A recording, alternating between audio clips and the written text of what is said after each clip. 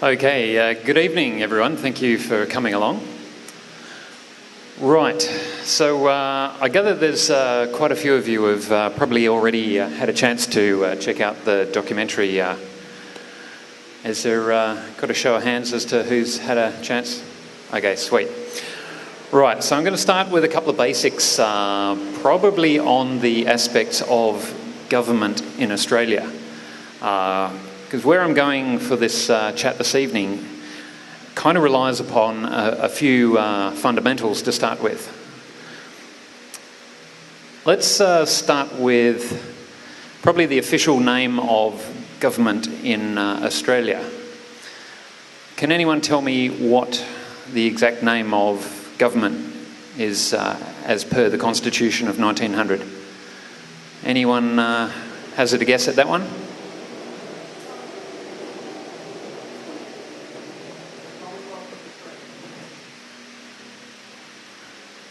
Nope. Any other guesses? No? No? Anything else? Yes. Okay. So how many of us see that name, Australian government, turn up in the mail on the letterhead of various communications? Is that fairly common for everyone? Right. So if that's not actually the name of government in the Constitution, rather, it's the government of the Commonwealth, do we have a problem? Okay, so that's where we're going to go this evening. We're going to have a little bit of an exploration into what we've got as far as real government goes. Now, some of you may have seen these different coat of arms or seals. As far as I can tell, the government of the Commonwealth comes along with the lion and the unicorn. It's the one that sits on the top of the Constitution of 1900. And then this other one is a trademark registered in the United States Patent and Trademark Office in Washington, D.C. Oh, sorry, in the US. Right, so in going through our government again, I'm going to break this down into a few kind of basics. Can anyone give us an example of one aspect of day-to-day life that affects basically everyone? You go along to work and you pay what? Taxes. Okay. So we've got tax as one aspect. We've got legal aspects as well, and we've got departments. So we've got, they're kind of common things that are going to affect most of us out there in our day-to-day lives. What I've done here is I've broken it down into the office and the office holder. So we're going to be exploring, with regard to tax there, or what is the name of the office that would be dealing with for tax? ATO. Okay. Now the office holder in this instance is the Commissioner for Taxation. A slight little side note here is actually the Commissioner for Taxation. I saw a document recently. Commissioner for Taxation is actually a registered entity rather than a position title. If that doesn't sound strange. Imagine when you write out your cheque to pay the Commissioner for Taxation, you're actually paying some company that seemingly is not the ATO. But anyway, that's just a side matter. That's just another strange anomaly. So anyway, we've got the ATO there. For legal, an example of our office would be the court, and an office holder is our judge. For departments, I'll pick my favourite, customs, and for the office holder, we've got the Minister for Justice or the Minister for Home Affairs. It's currently same guy. You'll notice each of the offices down the left-hand side there are actually formed. You may not be able to see it with the screen we've got up there, but they're all formed from an act. So, for example, the ATO has got the Public Service Act of 1999. An example of a court is the District Court Act of 1969. And Customs, we've got the Customs Administration Act of 85. So we've got two aspects to the authority that is imposed upon us every day. We've got the office and the office holder. Now, both of those things are dependent upon royal assent from the Governor-General, and also all of those office holders are dependent upon being appointed or commissioned by the Governor-General. Now, that Governor-General himself is also an office holder of the office of Governor-General. So you see how here we've got, in all of these instances, we've got an office and an office holder.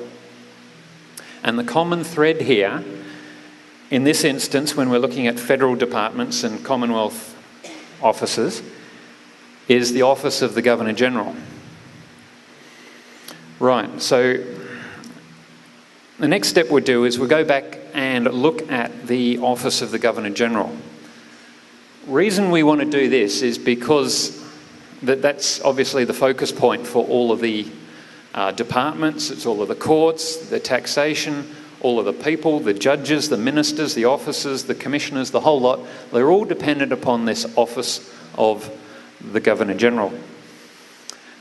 Now, for a little bit of background on this, and this leads to where we're going as far as the determination of government being real government. If we go back to 1900, and we don't even need to go anywhere near the Constitution just yet, we're just going to look at the office of the Governor. Now, in 1900, there was a set of documents called the Letters Patent, and they were issued by Queen Victoria that constituted the office of the Governor-General. Now, the wording in that document specified for the permanent provision of the office of Governor-General. Now, permanent, how long are we talking? Are we talking till next Tuesday?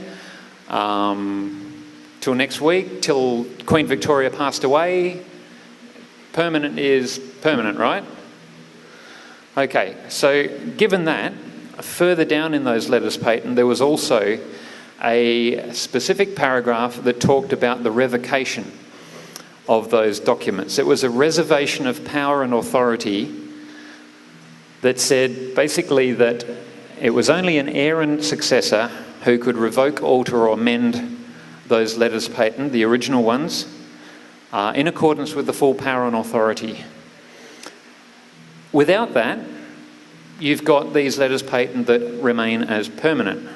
And so what I've done is I've drawn a little bit of a timeline up there, and we see from 1900 all the way through till now. Now, what happened is in around about 1984, we got another set of letters patent that came along and have been sort of put in front of our noses, and they purportedly constituted another office of Governor-General. Now, the wording in there actually says, along the lines of, we do hereby revoke the letters patent of 1900 as amended, and went on. Now, the question really is did those letters patent of 84 fulfil the reservation of power and authority back in 1900? Now, that's the one question that I haven't been able to get a straight answer to. In that case, what we've got is an office that's set up in 1984, whereas we've still got the original one that's still in existence because it's permanent.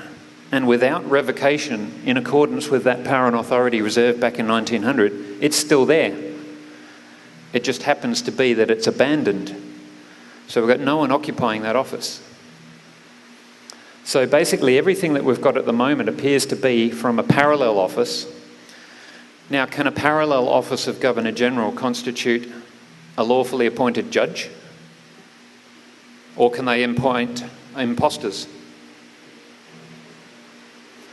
So what it looks like is we've got, out of this parallel office, we've got judges, ministers, officers, we've got courts, we've got the ATO, we've got departments, all of them deriving from a parallel office of governor. Is there anyone that's not clear on how I'm going with this? Do I need to explain this one any differently, or is that graphic working for everyone? Okay, so bear in mind that that's our basic determination for whether we've got real government in Australia at that Commonwealth level. The same thing can be applied to the state level, and all we do is we substitute the Office of Governor-General for the Office of Governor, respective to that state.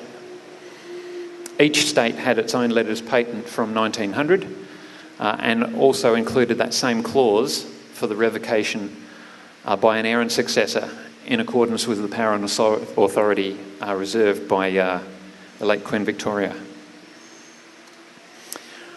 Okay, so there is basically the one question that is all that's required to ask to determine which office of governor you're working upon. Is were those original letters patent passed under the Great Seal of the United Kingdom, I'll come back to that, constituting the Office of Governor-General and Commander-in-Chief of the Commonwealth of Australia, dated 29th of October 1900, revoked, altered or amended by an heir and successor to the late Queen Victoria in full accordance with the power and authority reserved by her in 1900. That one question remains unanswered to this day.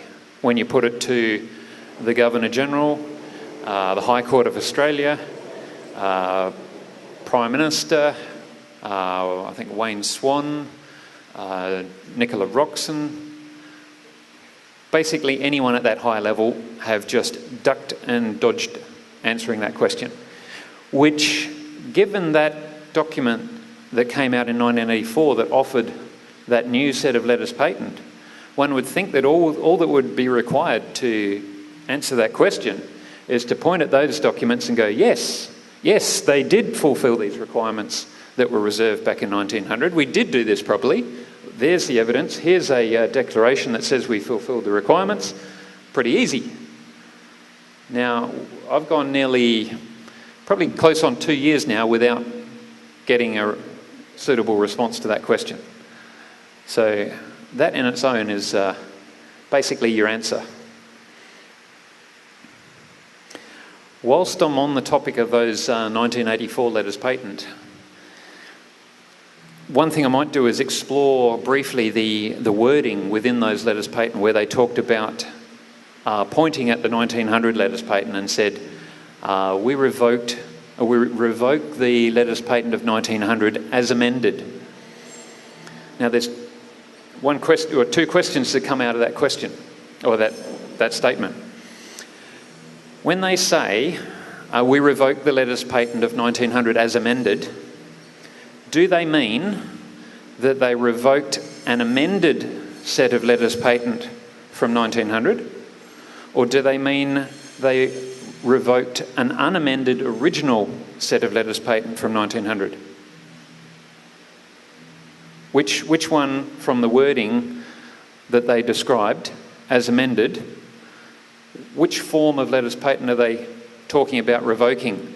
An amended one or an unamended one? I'm getting the impression that they're trying to talk about that they revoked an amended set of letters patent, which would mean, back on our timeline, that somewhere between 1900 and 1984, there is somewhere another set of letters patent that are the amended set. Now, to my knowledge, they don't exist. Haven't been able to track those down in any of the archives. So in that case, what were they talking about in those ones of 1984? It appears that they weren't talking about the ones from 1900, the originals, the unamended ones. We is the authors of the letters patent. Queen Victoria and her... Oh, yeah. Yeah, that's another good one. You would have seen that. Correct. Yep. So again, those ones of 1984 came out under the Australian coat of arms, the kangaroo and the emu. So one would think that the Queen has now suddenly decided to use as a royal seal the Australian coat of arms to appoint her representative in Australia. So there's a few inconsistencies in there. And the main one that I've found is the key question to ask is that one, is did it fulfil the requirements reserved back in 1900? It basically eliminates the need to go down any of the other rabbit holes with regard to Queen of Australia, which is another corporate fiction, the Great Seal of Australia, and the like. So basically, that's the one question that seems to be stumping just about everyone so far. What I wanted to talk about was a little bit of a background on money. Now, Jason touched on this earlier on in the introduction. At some point in time, we've had a situation where the Treasury or government used to bring money into existence, and they would spend that on the infrastructure like roads and bridges and the like. Now, when they did that, that was a creation of money that was interest-free and didn't require any repayment. So later on, anyone who wants to download the slides and have a look at that, I've got the links to an article there, which is a very well-referenced article. It's well worth reading. They give 3 examples in history, from Lincoln to Kennedy and even one from the UK Treasury, where they used the Treasury to bring money into existence interest-free. That's the situation that has existed in history. It has worked. The one in 1913 actually bailed out banks, which is a little bit ironic when you consider what they do now. Today's situation in banking and government basically leaves government in the middle as a vacuum. It doesn't bring into existence any money through its treasury. It goes and gets a loan from a private bank.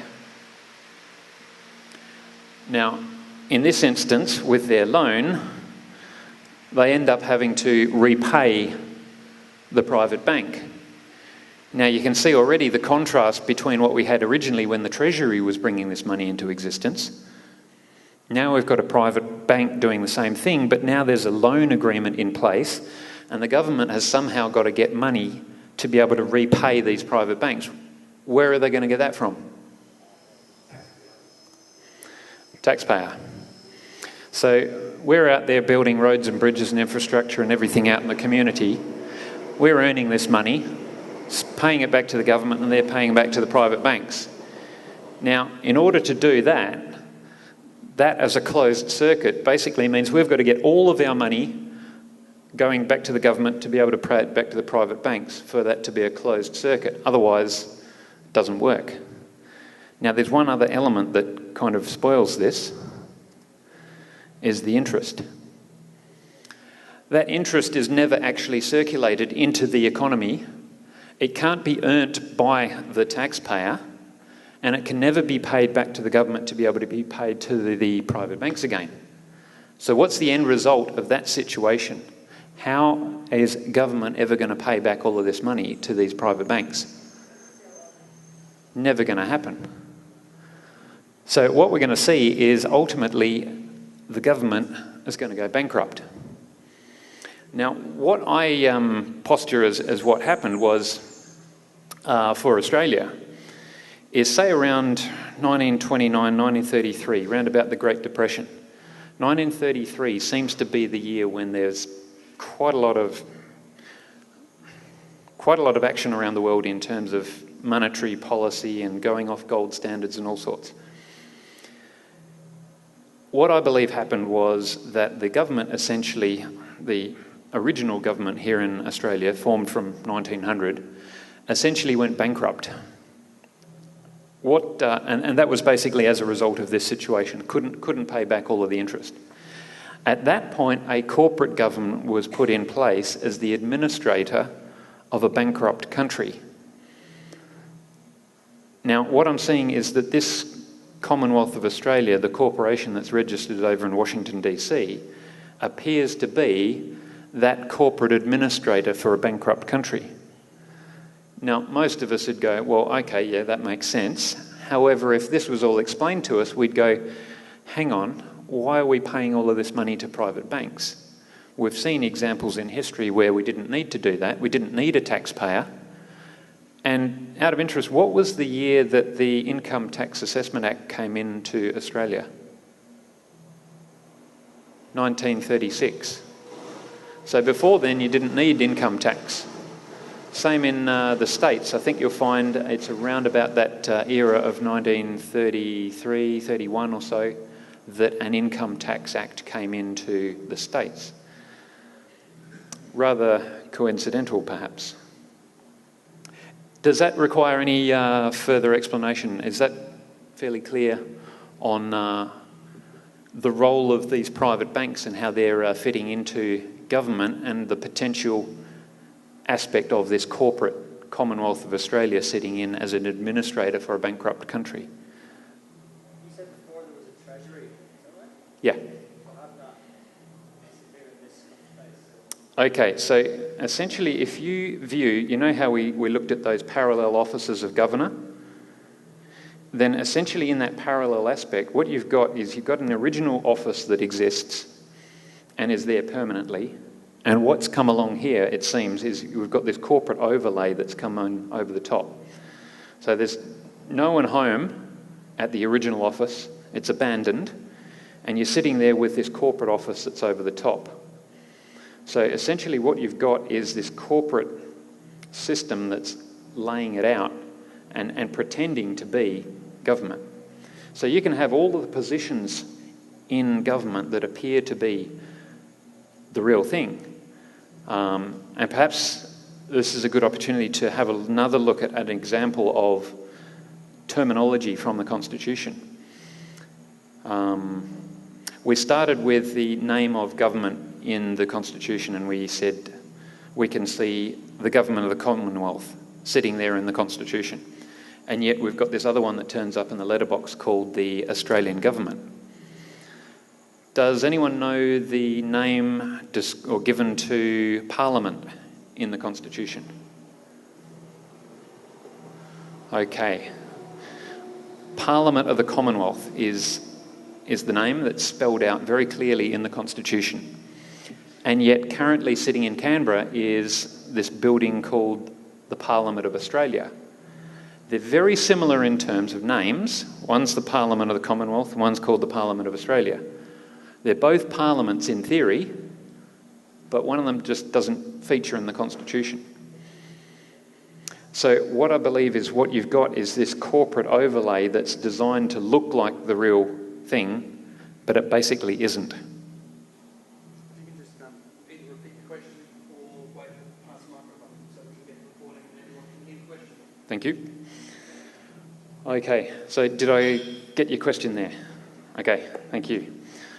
Right, so based on what we've got there with private banks, government no longer actually acting as a treasury, it's just an intermediary and a tax collector to pay back these loans. Let's go have a look at another document that has surfaced rather recently. President Clinton's Executive Order 13037. He's laid out that the appropriate definition of capital for federal budgeting, including the use of capital for the federal government itself, physical capital and intangible or human capital.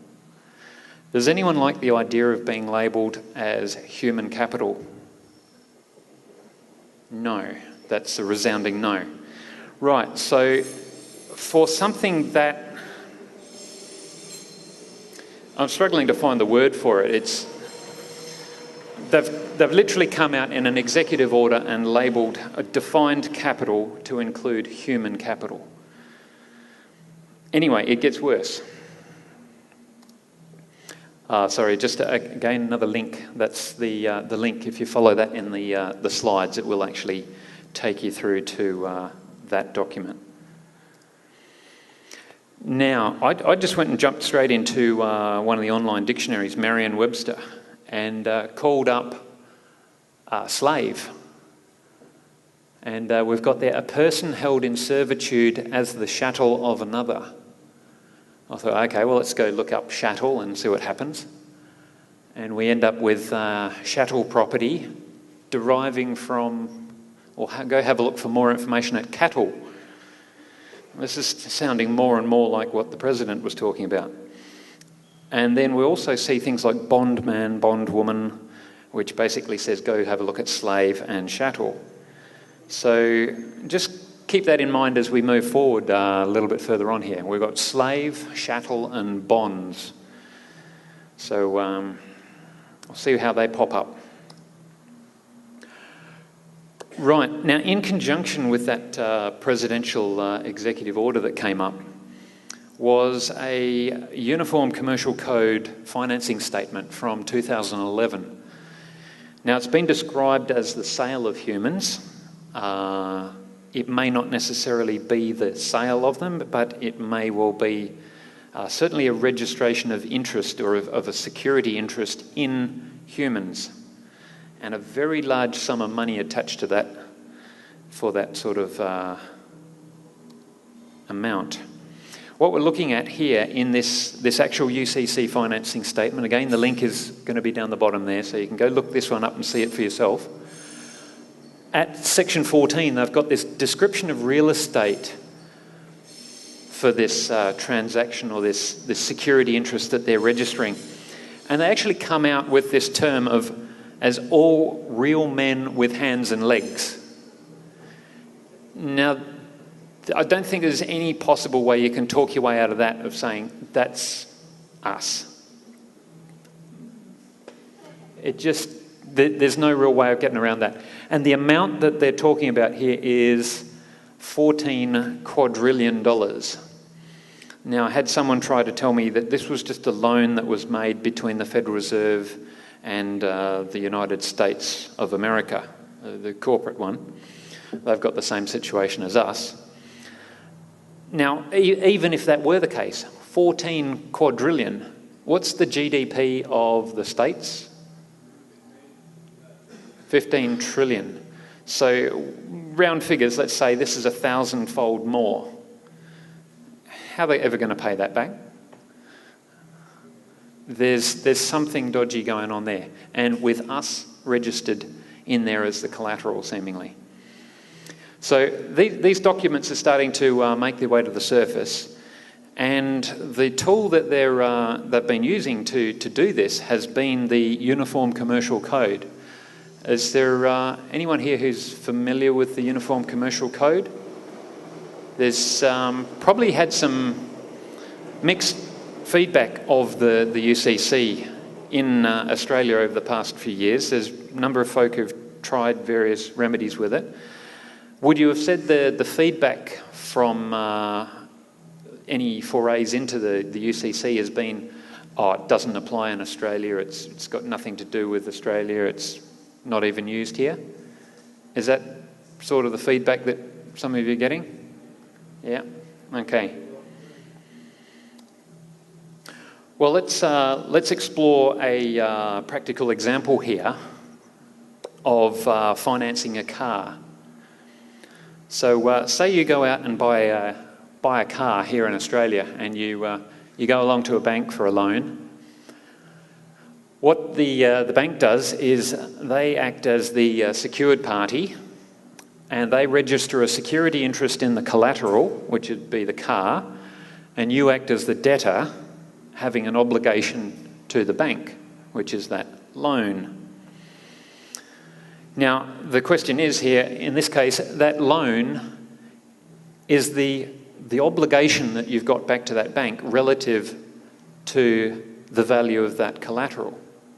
Or are they disproportionate, or are they basically the same sort of thing? They're pretty much the same.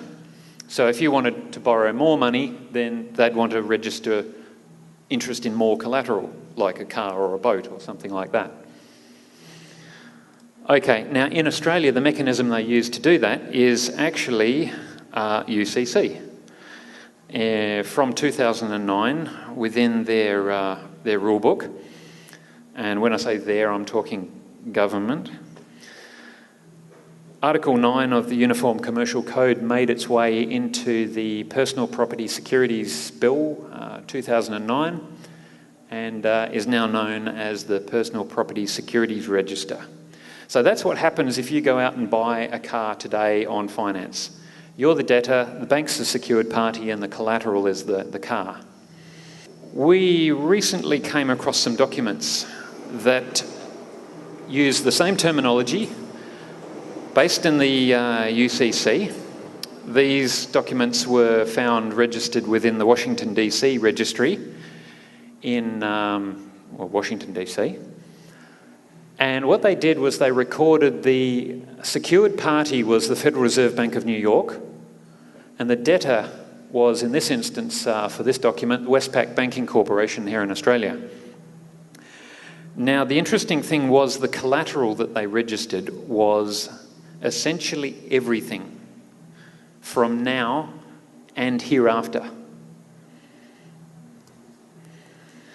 Now, in this instance, again, we ask that same question. Is the registration in the collateral and the size of the collateral that they registered this interest in proportionate to the obligation from the debtor to the secured party? Would that be a fair assumption to make? Yeah.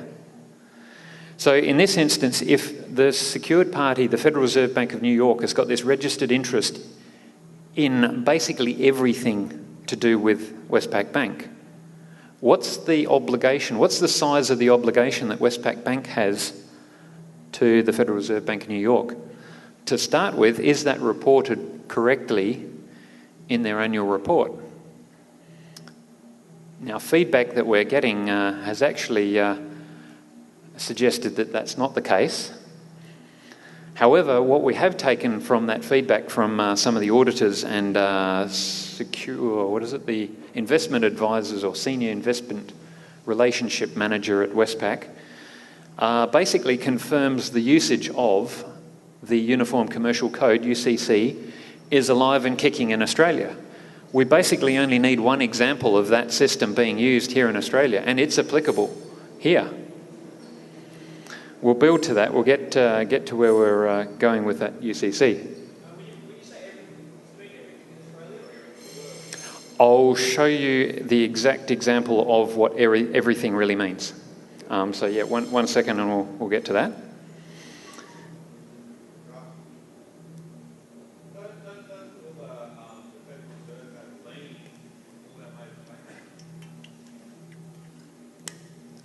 I think these documents are the question was, doesn't the Federal Reserve have liens over all our banks? Sorry, that was what you were asking? Yep. So I think essentially what you're looking at is that kind of thing, and obviously they've registered an interest in that collateral with an obligation going back up to Washington. Now, what we're actually going to do, recall earlier on that we were looking at chattel paper. Just wanted to jump into a couple of definitions that come up in the UCC manual. This is their full-on, it's about 600 odd pages worth of definitions and rules for the UCC. Now that we've seen an example of it working here in Australia. Chattel paper, the main thing I wanted to highlight here was goods, which takes me on to the definition of goods. And the main thing I wanted to grab out of that was goods includes the unborn young of animals. Now, how many people here know of any farmers that actually go around and count their pregnant cattle and then run back to their accountant and say, look, I've got a couple of extra goods that are on the way, but I'll put them down on the books now because they're unborn young of animal? Or are we looking at something else?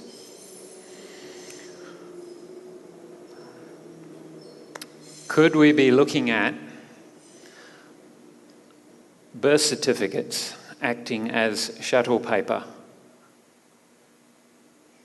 Does that sound real for anyone here?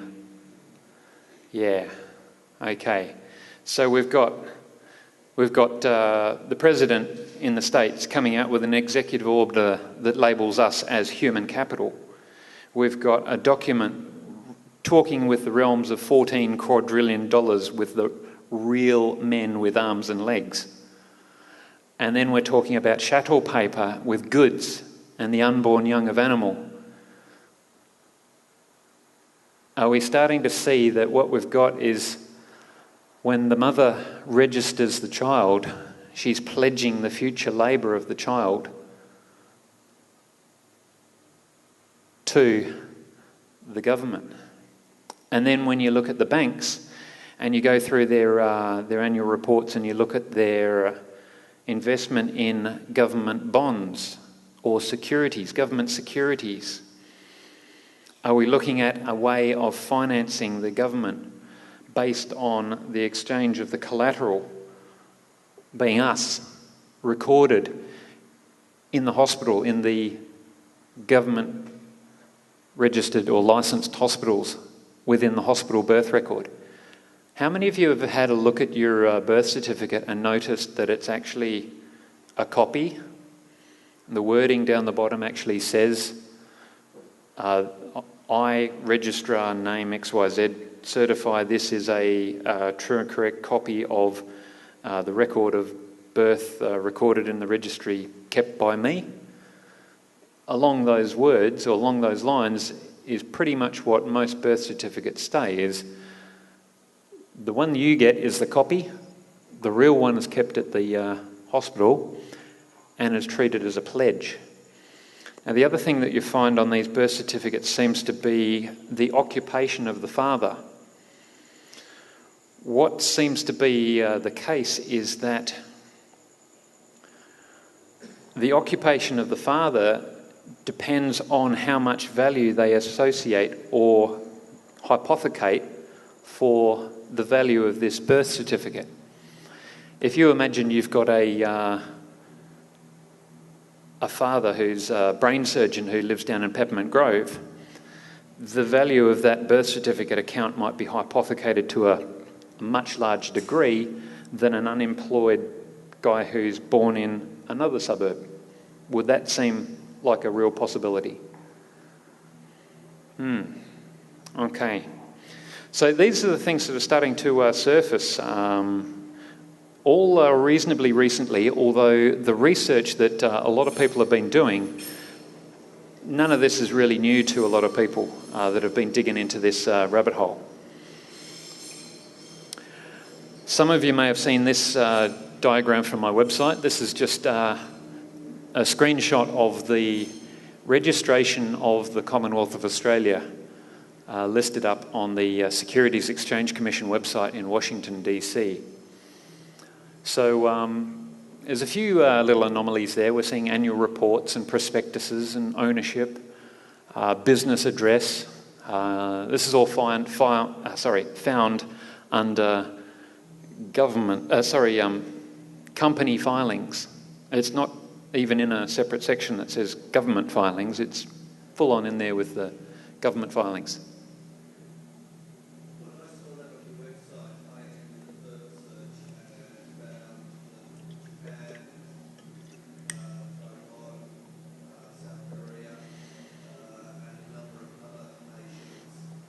Yep.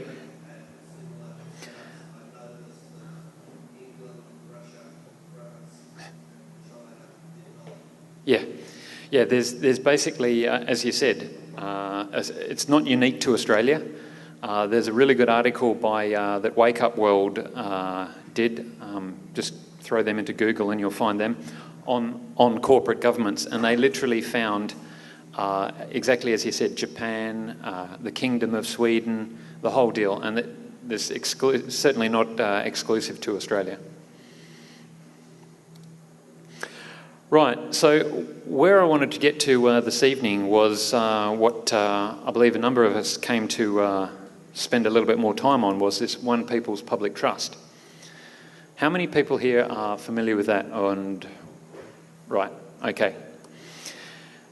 To give a brief chronology of what took place with One People's Public Trust, started with a whole series of investigations that were conducted into banking and subsequently government presume actually from when they got dragged into the court system. That document is around. It's very well worth reading. It's called the Paradigm Report. The links that I've got down the bottom, you'll be able to actually go there and find some of these documents that I'm talking about. Basically, what they concluded as a result of this report was that we were in a situation of systemic slavery. There was no remedy for us. There was no way out. We had no way of challenging this system. We thought we had real courts, and like we showed earlier on here in Australia, was a perfect example of where we're running on parallel systems and we've got corporate pretenders masquerading as government. So this was all determined and investigated at a global level, working with some of the principles of the system. Now, when I say principles of the system, I'm talking like the Bank of International Settlements. So a lot of the banks, or I'm presuming people are familiar, tend to relate to central banks. Central banks are members of the Bank of International Settlement. And what seems to be the case is all of these things are all these corporate entities ultimately trace back up through to the likes of the Bank of International Settlements, these principals who are pulling the strings. So what was put to these principals, and actually some of the individuals that were copied in on these allegations essentially were the likes of Federal Reserve, IRS, I think I'm just going from memory on here, definitely Bank of International Settlements, some of the Rothschild group, a number of high-level players in the top end of banking and finance on the global scale. It was essentially put to them that they were operating this slavery system, and they were given the opportunity to demonstrate that they weren't. Turns out that they couldn't, and that even if they did attempt to even explain what was going on and justify that it was legitimate, they kind of put their foot in the mess. I mean, first off, you start with the birth certificates, and there's no way around explaining that wasn't legitimate. So basically what we ended up with was the foreclosure of the banks and governments of the world around about December last year. Now, I suppose for a lot of people that could well be a fairly, let's just say, a concept that doesn't really sound quite logical. We look outside and we still see the banks in operation. We still go get money out of an ATM machine, and we can still get pulled over by a copper at the side of the road if we go 2 kilometres over the speed limit. So to all intensive purposes, we look out there and go, hang on, no, it's still operating, it's still out there. What it seems to be the case, at least the way I'm seeing it, is that the tap has been turned off for the funding. The location, the source of where these banks and governments used to get their money from was us. If we go back to that original example where we had the Treasury and the infrastructure, Treasury brought this money into existence to spend on the bridges and build the bridges. The money that the Treasury produced wasn't actually of value. It was just paper. It was a representation of the energy that was expended by those who built the bridge. Does that sound fair? So in that case, the real value is actually in us. Now, if what the bankers were doing, the private bankers, when they were treating us and taking our birth certificates as collateral, they're essentially stealing that from us. We had no access to it, and the evidence of that is when you go along to the bank and ask for a loan. You wouldn't have to go to the bank and ask for a loan if the value was in you and you could actually go along there and say, I would like to exchange some of my value for some folding stuff, in which case the bank acts as a transaction centre or a conversion centre and converts your promissory note into some folding stuff. You can go down to the car shop and buy yourself a car or buy a house with it. And that is exactly what's happening at the moment when you go along and sign up a mortgage. When you go and fill out an application form for a mortgage, you're actually saying, I promise to pay this and over this amount of years. The banks actually take that document in accordance with, there's three publications from the Federal Reserve Banks of Texas, Chicago and New York, which actually state that new money is created when loans are made.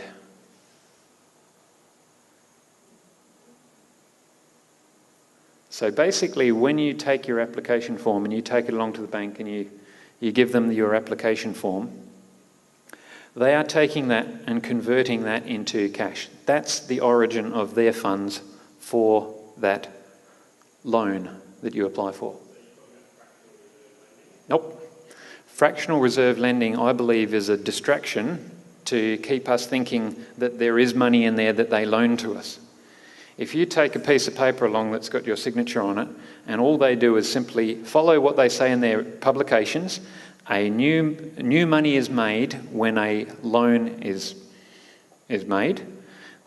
They're taking that and converting it into that. So they're taking they're taking a promissory note and they're turning it into a different species of money. So that's essentially all that's going on.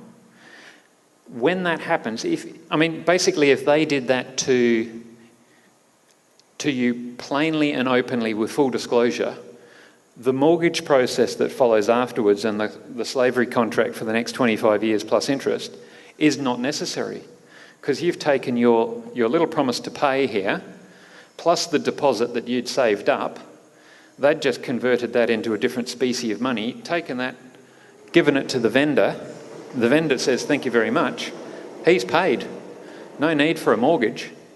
And that's just following the rules that the Federal Reserve spells out. And we know now that the Federal Reserve Bank of New York is tied in very closely to the banks of Australia.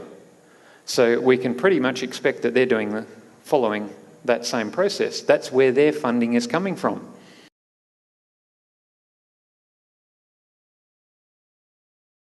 The question was the tap turned off in around 2009? What I'm suggesting is that the tap has been turned off to access our birth certificate accounts around December last year, as a result of the filings that the One People's Public Trust did, filing within the UCC system in Washington, DC. Prior to that, and to some degree, well, let's just go prior to that, another source of funding for the banks was those promissory notes.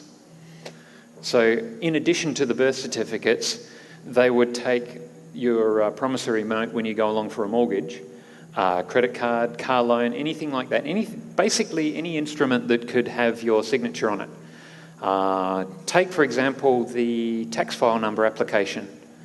When you sign up for a tax file number, you apply and you put down basically the same sort of details that you'd put down as if you were applying for a mortgage. Your name, your occupation, and it basically could be taken that, okay, we're going to monetize this and convert this into money for the next how many years of this guy's operation. Just on the tax file number as well, I have tracked mine down and actually engaged a finance broker at a fairly high level to go and track down my tax file number, and found it trading away within a mutual fund over in New York or so.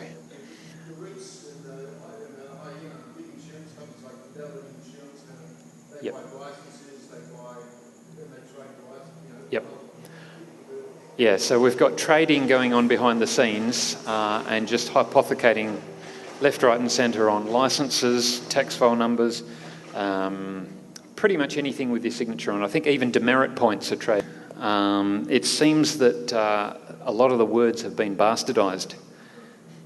And one of the approaches that I've taken in the work that I've been looking at is when you focus on who is actually claiming the authority and you challenge them to demonstrate that authority and they can't prove it, ultimately leaving you with someone who doesn't have any authority.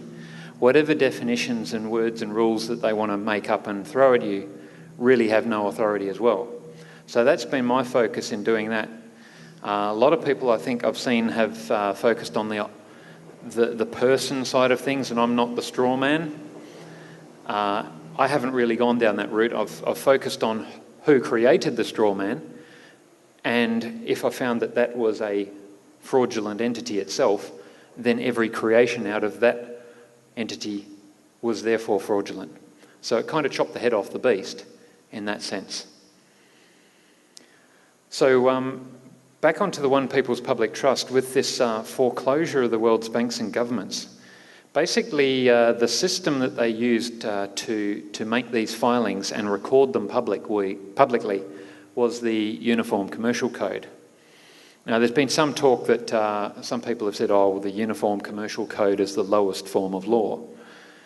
Now, we've just seen some documents earlier on that showed the trading or a $14 quadrillion sum featuring in a UCC filing. Now, with that sort of value, do you use the lowest form of law or the highest form of law? It's kind of self-explanatory there. The other thing that's coming up quite commonly in Australia is people go along and ask their garden variety lawyer, no disrespect meant, and we're talking to a lawyer who's dealing with local issues. And you go and ask him about UCC. And he goes, no, I've never heard of it. Must be a load of polywaffle. Never heard of it. Baseless. So you go, okay, well, maybe I'll go to the next level and I'll ask a lawyer who's dealing with some reasonably large-sized corporate transactions and that sort of thing, still at a state sort of level. And you say to him, have you heard about UCC? And he goes, nah, never heard of it, mate. It's got to be a load of crap. At what level do we need to go in Australia before we run into someone who actually has had some UCC experience? If the documents that we're looking at here, as in those ones that link from the Federal Reserve Bank of New York down to Westpac, are happening at the absolute highest level in banking, your bank tellers are not going to know about it, your state manager's not going to know about it, you're pushing if your national manager is knowing about it. And we really had to dig recently until the auditors came through with a contact that put us through to someone at the bank who confirmed that yes, it does act in Australia. Hence why I showed that example earlier on. So we thanked him very much for demonstrating that UCC was alive and kicking in Australia, which I think he didn't really realise we were going down that avenue. Anyway. So as a result of this foreclosure of the world's banks and governments for perpetuating a slavery system, what came out of that was some templates were starting to be put around as to how we could actually use the UCC to basically sort out, for want of a better term at the moment, some of these banks and governments that were pursuing us, whether it be for mortgages, loans, speeding fines, taxation, you name it. I don't think there's anyone in this room who is not affected in some way by a government or a bank that's trying to grab money from them. And what was coming out was that process was a little bit daunting. It was kind of complex, and there wasn't too many people that we could turn to ask questions about how do we file these UCC statements. A lot of terminology and rules that none of us were familiar with. That's pretty much the point where I came involved and helped develop a document called the Courtesy Notice. And what the background to that was very similar to what the process I was working with when I was going through with government. Is I'd go through a 3-step process to determine whether, for example, the office of governor was a parallel office or not. I'd put the question to the governor to say, excuse me, could you please demonstrate that the letters patent of 1900 were revoked, altered or amended in accordance with the power and authority reserved back in 1900? And I'll give you 14 days for that. And if you're unable to demonstrate that that is the case, then I still have no evidence that they were revoked. And I'll refer to what Queen Victoria said back in 1900, that the office was permanent, and I will treat it on that basis. And therefore, this other office, well, I'll regard that one as an imposter. So I went through a 3-step administrative process to reach a notice of default, which is no different to the process that, ironically, the ATO uses against us. They write to us and say, we think you owe us that much, and just guess a number. And we'll give you 28 days to demonstrate that you don't, otherwise we'll start collecting. And if you default, as in you don't do anything or you don't provide any documentation to them, they just go out and start collecting. Courts do the same thing. They go through, has anyone heard of default judgment? Yeah, okay, so courts are notorious for that, and as we're finding out more and more, they're not even bothering to invite us into the court to process us for a default judgment. They're just doing it without us even being there, which is terribly nice of them. Default judgment. Okay. So basically it says, look, in the absence of any evidence to the contrary, the default position, if you do not act, is this. So you specify an outcome in the event that no response is received. So, for example, with the ATO, they say, if you do not respond within 28 days, demonstrating that you don't owe this, the default outcome is you do owe us that. Does that clarify that? Cool. Okay, so I went through that same default process, and I got to the point where I found that the governor was operating from a parallel office. Now that document, that notice of default, from that point onwards, I just stood there and pointed at that document as if it were a judgment from a court. Now the same thing would happen with the ATO. They would stand there and point at their default judgment. A court stands there and points at their default judgment. Any bank that has got a default judgment through the court system will stand there till the cows come home and point at a default judgment. Why couldn't I?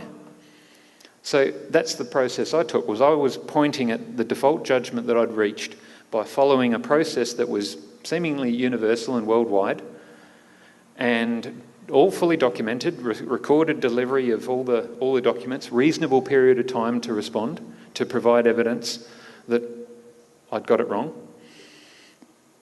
And that default judgment was what I would rely upon.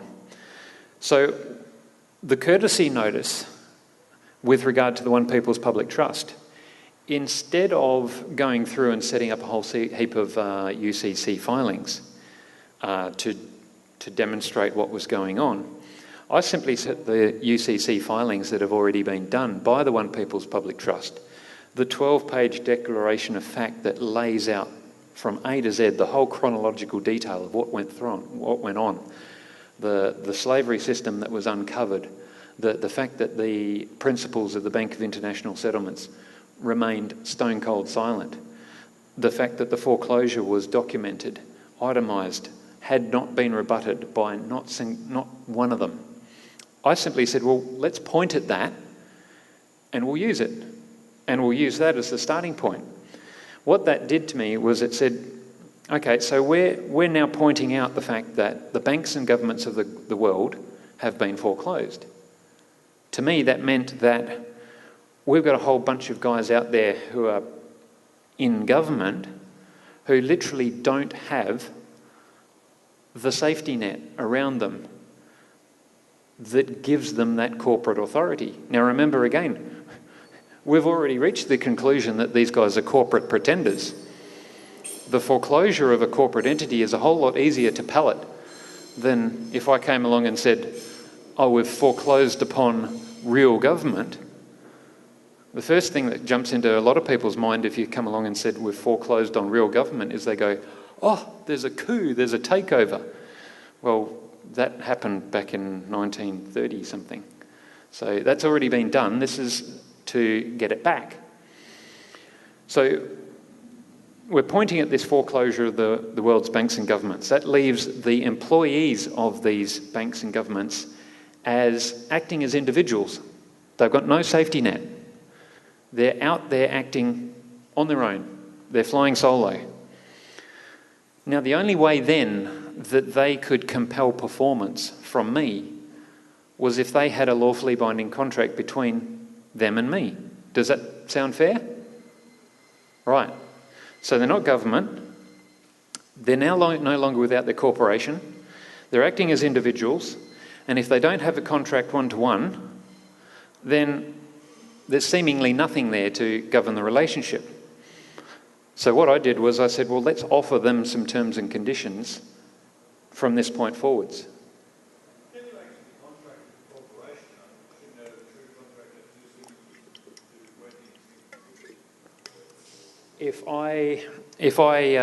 that sorry, the question was, can you contract with a corporation? I would argue, and with regard to signatures, let's start with a really basic example of I've got an apple and you've got a pear. I swap my apple for your pear. That's a contract. No signatures required. Perfectly legitimate trade. I go into a fish and chip shop and I go from the menu and I say, I'd like the snapper and chips, please. And I pay him my money. He's technically operating a business as a company. I'm just a living being that's walked in there. I would argue that yes, you can conduct trade with that. We do create these personas in some cases that we use as a tool to conduct some forms of business, like a bunch of people come together for one company. But I think, I would say there's no issues with regard to that. Yep. So what we're doing there in that courtesy notice is, as you said, we're putting to them the offer of a contract. Because we've gone through and we've demonstrated they're not government, they're not even a corporation anymore, they're acting solo, they don't have a contract to compel performance between individual to individual, and we're putting one to them as the starting point from that point forward. I mean, basically when we're operating in this realm, it's all by agreement. And contract is just another word for the agreement that we have between parties. So what we've done in this courtesy notice is we've gone through that stage and we've offered these terms and conditions to those pretending to be banks and government. The terms and conditions, we've essentially specified a method by which you can accept these terms and conditions. It's quite clear. The acceptance is actually by doing or performing one of the actions that are itemised in the terms and conditions. So, for example, if you said, I'm willing to accept, in exchange for a threat, 2,000 ounces of silver. That's the term that goes in your document. If you get this letter that comes back and says, look, we regard this letter you sent as completely baseless and we are going to take you to court. That to me is a threat.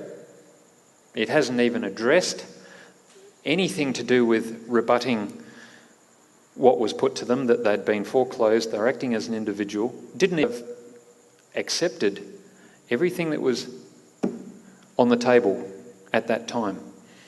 They haven't rebutted the fact that the banks were foreclosed. They haven't rebutted the fact that the governments were closed for operating a slavery system. All they've done is written back and said, that was baseless, and we're going to do this. That's as good an acceptance of these terms and conditions as you're ever going to get. I did receive an email from someone who wrote back and said, look, I got a response to the courtesy notice that I put in. They wrote back and told me that it was a load of junk. It doesn't work. I'm like, well, how are you really expecting them to accept your terms and conditions? We're expecting a nice floral gift-wrapped basket that said, thank you for sending these terms and conditions, we accept.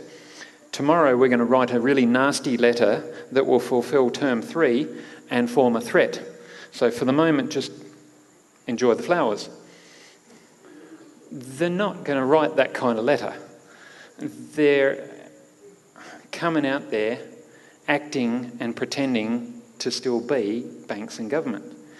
Now, we are also starting to see more and more people backing off. And the reason they're backing off is they're basically starting to ask those further up the tree in their organisations,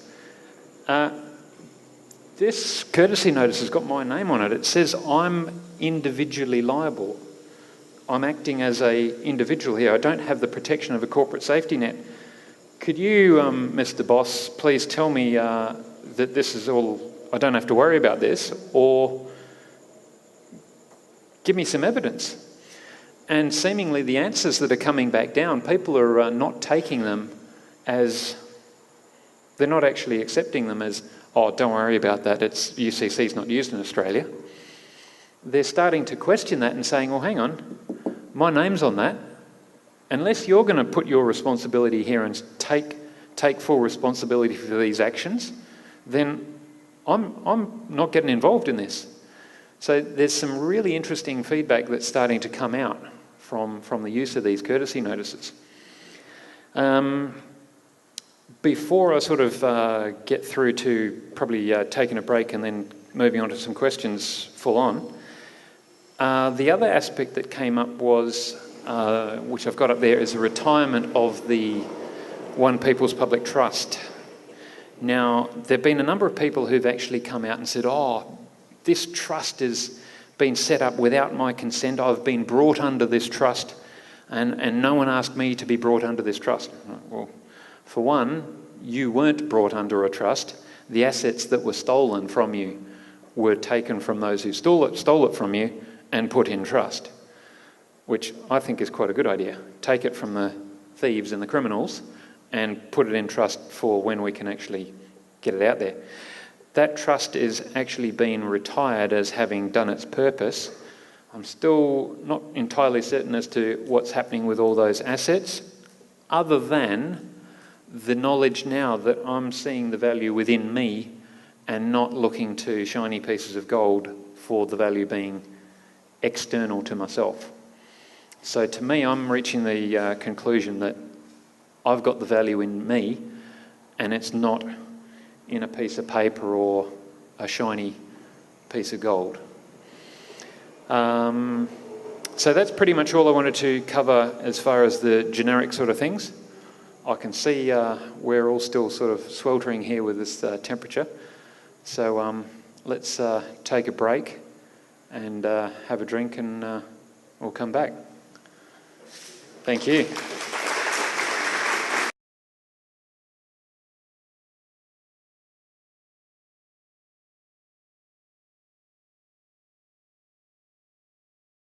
For departments, I'll pick my favourite, Customs, and for the office holder, we've got the Minister for Justice or the Minister for Home Affairs. It's currently same guy. You'll notice each of the offices down the left-hand side there are actually formed. You may not be able to see it with the screen we've got up there, but they're all formed from an act.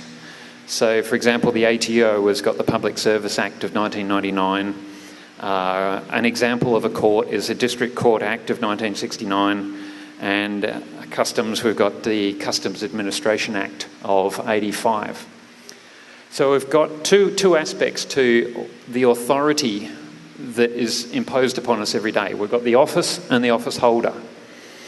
Now, both of those things are dependent upon royal assent from the Governor-General, and also all of those office holders are dependent upon being appointed or commissioned by the Governor-General.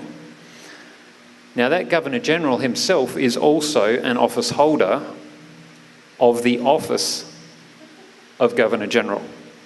So you see how here we've got, in all of these instances, we've got an office and an office holder. And the common thread here, in this instance, when we're looking at federal departments and Commonwealth offices, is the office of the Governor-General. Right, so the next step we'll do is we'll go back and look at the office of the Governor-General. Reason we want to do this is because that's obviously the focus point for all of the departments, it's all of the courts, the taxation, all of the people, the judges, the ministers, the officers, the commissioners, the whole lot, they're all dependent upon this office of the Governor-General. Now, for a little bit of background on this, and now the question really is did those letters patent of 84 fulfil the reservation of power and authority back in 1900?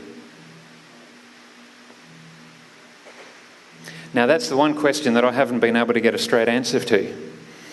In that case, what we've got is an office that's set up in 1984, whereas we've still got the original one that's still in existence because it's permanent. And without revocation, in accordance with that power and authority reserved back in 1900, it's still there. It just happens to be that it's abandoned. So we've got no one occupying that office. So basically everything that we've got at the moment appears to be from a parallel office. Now, can a parallel office of Governor-General constitute a lawfully appointed judge? Or can they appoint imposters? So what it looks like is we've got, out of this parallel office, we've got judges, ministers, officers, we've got courts, we've got the ATO, we've got departments, all of them deriving from a parallel office of governor. Is there anyone that's not clear on how I'm going with this? Do I need to explain this one any differently, or is that graphic working for everyone? Okay, so bear in mind that that's our basic determination for whether we've got real government in Australia at that Commonwealth level. The same thing can be applied to the state level, and all we do is we substitute the Office of Governor-General for the Office of Governor, respective to that state. Each state had its own letters patent from 1900 and also included that same clause for the revocation by an heir and successor in accordance with the power and authority reserved by the late Queen Victoria. Okay, so there is basically the one.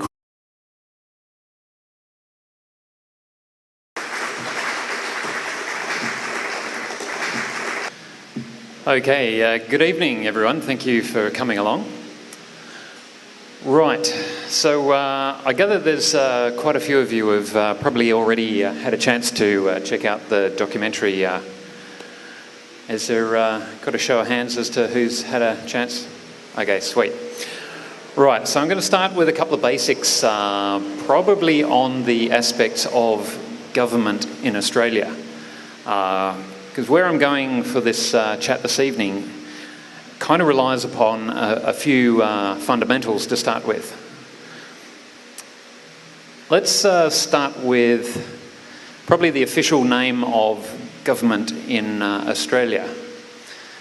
Can anyone tell me what the exact name of government is as per the Constitution of 1900? Anyone hazard a guess at that one?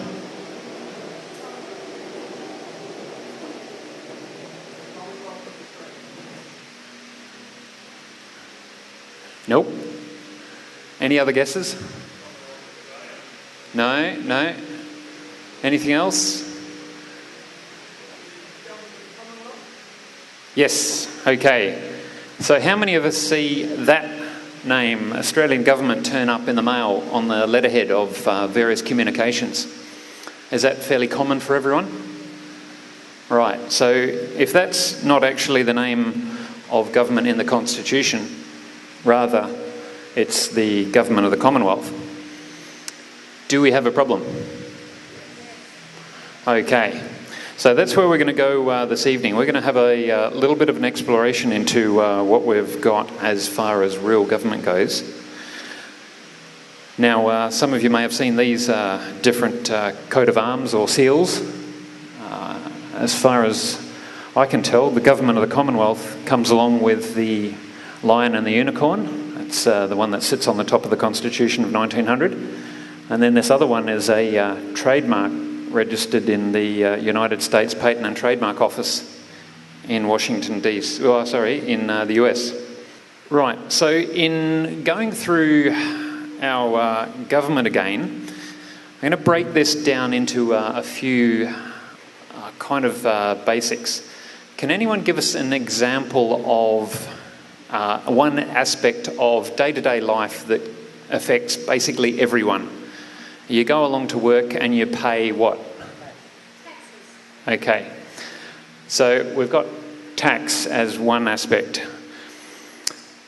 We've got legal aspects as well, and we've got departments. So they're kind of common things that are going to affect most of us out there in our day-to-day lives. What I've done here is I've broken it down into the office and the office holder. So we're going to be exploring, with regard to tax there, what is the name of the office that would be dealing with for tax? ATO.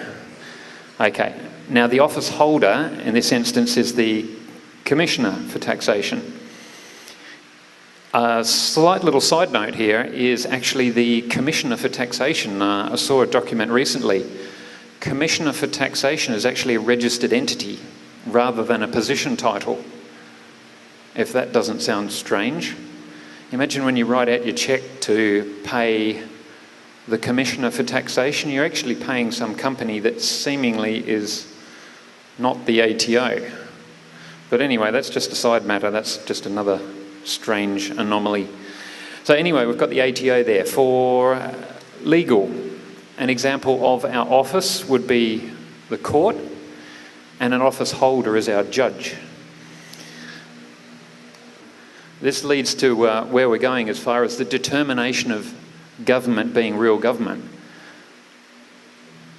If we go back to 1900, and we don't even need to go anywhere near the Constitution just yet, we're just going to look at the office of the governor.